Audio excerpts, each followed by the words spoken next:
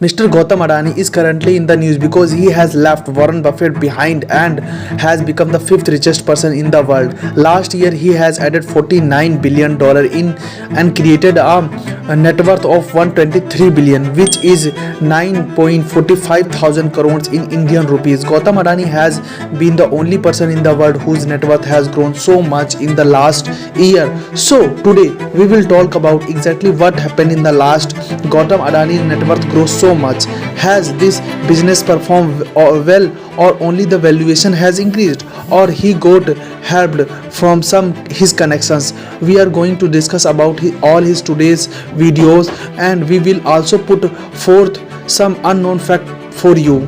Mr. Gautam Adani first business was the export, and how did he enter this trade? It is very interesting story. In 1981, Gautam Adani's elder brother Mansukh Bhai Adani called him from Mumbai to Gujarat and managed his plastic business, and there was an important component in the business which was PVC, which they had to purchase from other companies.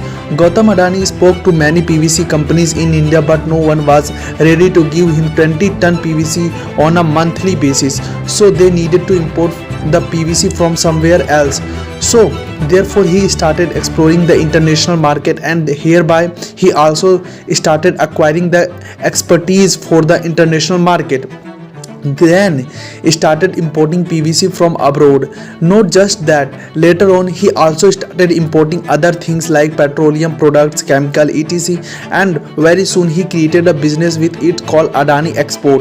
Mr. Adani was always very opportunist businessman. Where he gets the opportunity, he jump in that area and capitalize all that opportunities. In the beginning he used to export agriculture products. Slowly he understand the metal and textiles are also in huge demand in the foreign countries where we can export the Indian goods.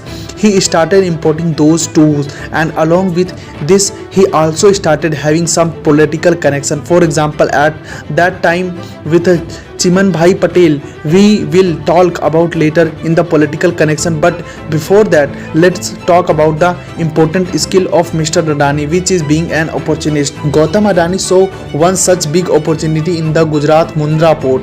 That time the government decided to privatize the Mundra port for its development and executing its day-to-day operations, and this contract will went to Gautam Adani. Today, annual holding capacity of a Mundra port is 180 million tons, and it is one of the biggest privately owned port. To fully utilize it, he created an ecosystem. Today, Adani Group, apart from the Mundra port, owns the Krishnapatnam port, Hijara port, and 13 more ports and terminals. And Adani Port has created an ecosystem around each of them.